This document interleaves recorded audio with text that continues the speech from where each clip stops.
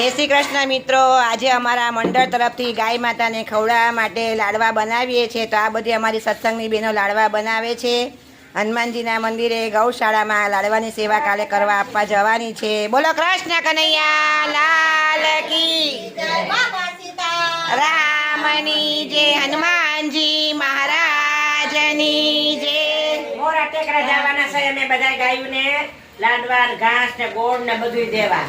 મોરા કૃષ્ણ કનૈયા રામના પાંચ કેળા ગાય તો સંતો ભાઈ કુટમાં જાય. રામના પાંચ કડા ગાય તો સંતો વૈકુંઠમાં જાય.